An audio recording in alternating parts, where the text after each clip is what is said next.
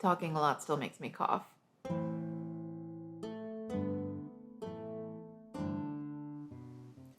So friends, welcome back to Opus Elenae, where we are finally not sick anymore.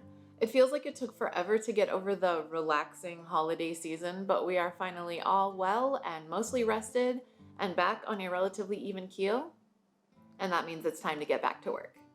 If you watched my 2023 year in review video, or if you just somehow remember that far back, you'll know that my first project of 2023 was a blackwork coif, this coif. So it seems only fitting that my first project of 2024 would be another one. It's also the last project in the sew-along I hosted on my Discord, where the idea was to spend each season making a different garment, resulting in a complete outfit.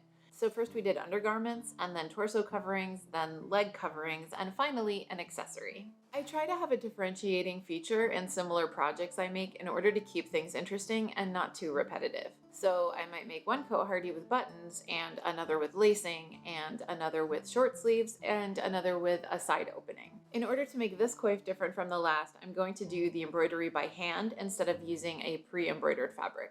And in order to make this blackwork embroidery different from the last, I'm going to try a different style than the cuffs and collar of the shirt that I made partner. Blackwork embroidery can be divided into two general categories, counted and freeform. The shirt that I made for partner last year was all counted work. It tends to be more geometric and precise, consisting of straight lines and angles and Holbein or double running stitch. Freeform is just that. Designs that aren't constrained by the grid of the fabric weave, and it tends to have more curves and larger, more graphic motifs in stem or split stitch. Everyone go grab your cuppa. Today I am drinking Library by August Uncommon. It is a malty black tea with toasty almond notes that is so warming on a day like today where the temperature is in the teens. Let's get into it. Even though I'm counting this towards my 2023 sew-along, I actually started it back in 2022 as an embroider when I feel like project. Unfortunately, I am complete pants at when I feel like it because my priority is always the video in progress. Anyway, I started off by ironing and starching some handkerchief weight linen. My last coif was medium weight, and I wanted to see if the weight of the material had a measurable impact on how tightly it can gather at the back. Spoiler alert, it does. After that's all done, I can trace my coif pattern on. I did add seam allowance on this one, but I'm going to treat those as guidelines instead of feeling like I have to include all of it in the hemming process.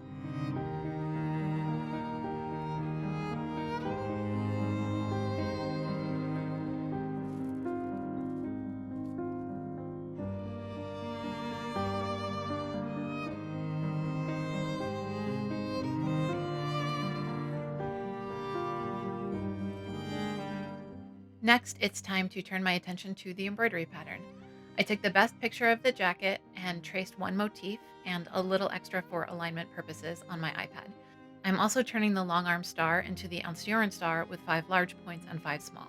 After I print out my motif sample at the correct scale, I'll break out some tracing paper on which I've already drawn a grid to make sure that everything stays straight, and I'll get to work. As you can see, things don't line up exactly, but since the hallmark of freeform blackwork is hand-drawn imperfection, I'm perfectly fine with that.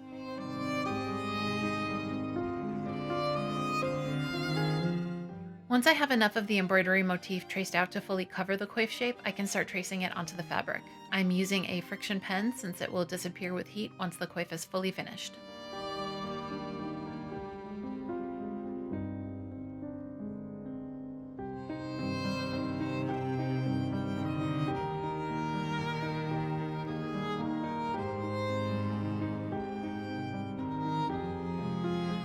Since I'm going to be embroidering this on a frame, I'm going to reinforce the long edges of the fabric with some twill tape just to make sure it's sturdy enough to lace. Then I will baste the short edges to more twill tape that has a length of Velcro on it and attach that to the roller bars. And then the frame is ready for assembly.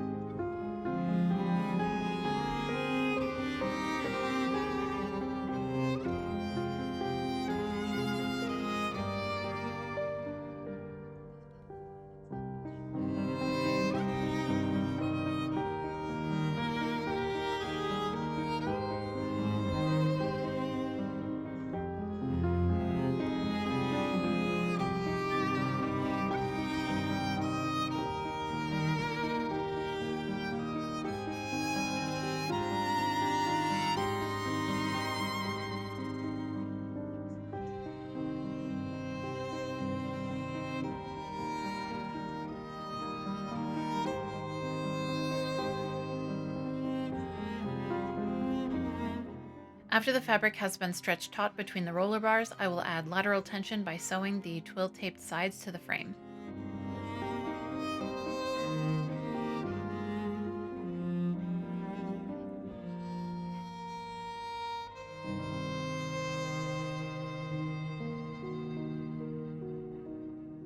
Can you guess what embroidery thread I'm using? Correct, it's A.O. DeWeaver's 20/2 silk thread. Look, you find something that works, you stick with it.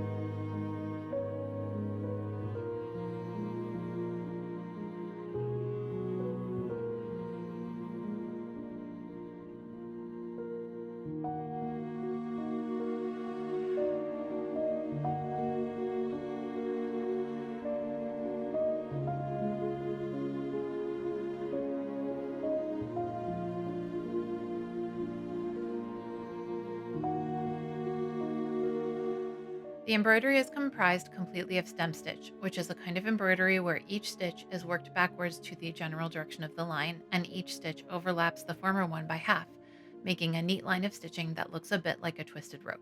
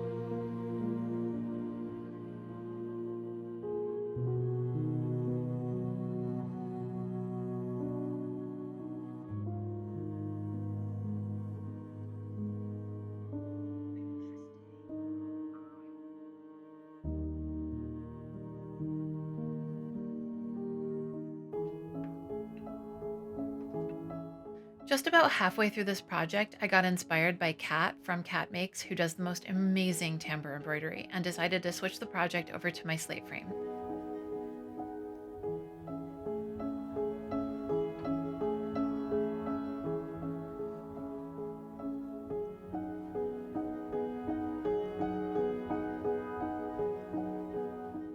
I I pinned the shorter edge to the twill tape attached to the side rails, and because my project is too long to fit in the frame, I rolled up the fabric before attaching the stretcher bars and putting the pins in.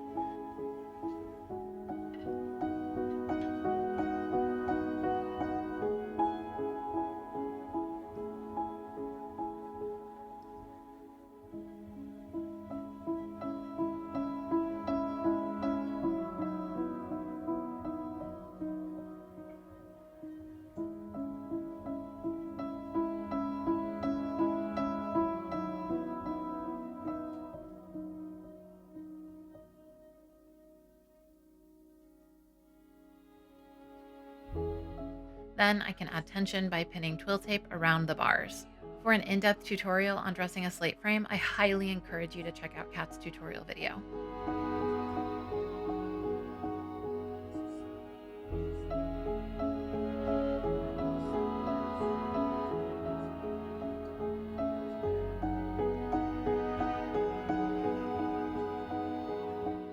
Then it's back to embroidering forever. I got a lot of audiobook time in on this project before it was finished.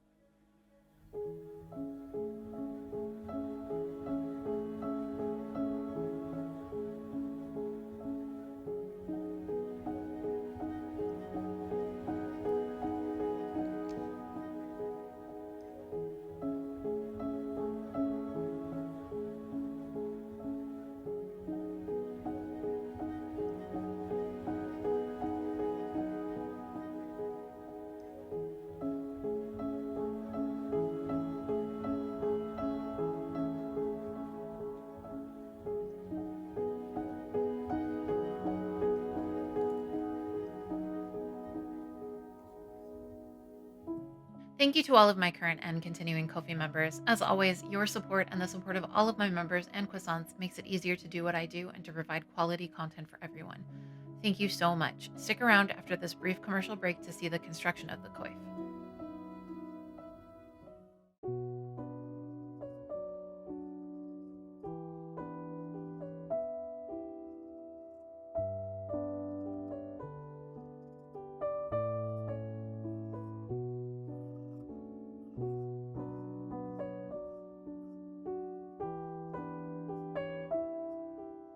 To hem, I am folding in that seam allowance I just cut out and securing it with a whip stitch, creating a narrow felled hem. I didn't stick to the drawn seam allowances on the curves. I trimmed them down, leaving just enough to do a tiny rolled hem.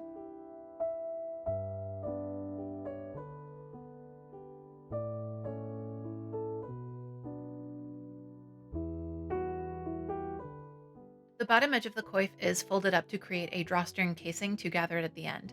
I left this casing plain so that it can gather down as tightly as possible without the bulk of the embroidery thread getting in the way.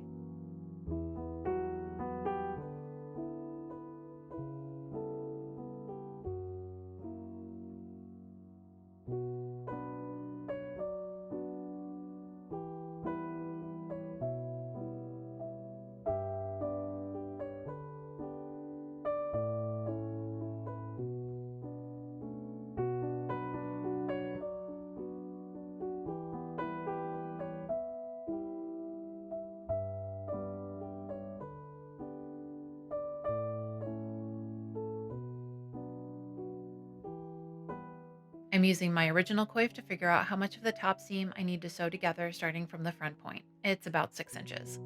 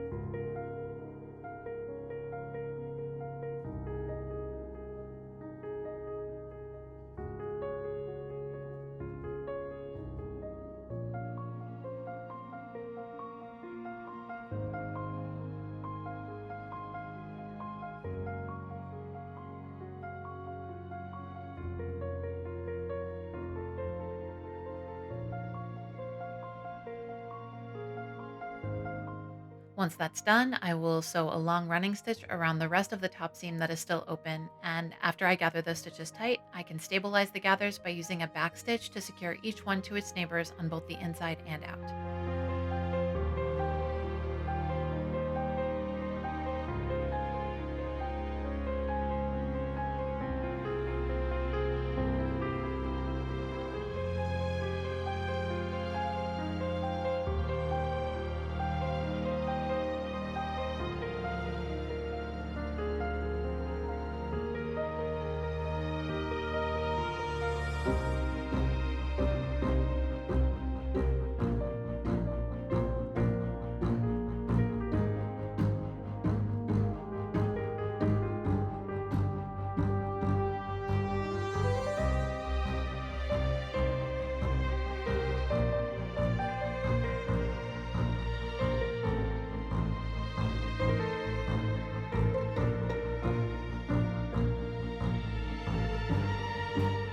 I have some 3/8 inch white twill tape that I'm going to run through the drawstring casing at the bottom of the coif. The gathers at the top and bottom of the back will create a pocket that will accommodate my hair.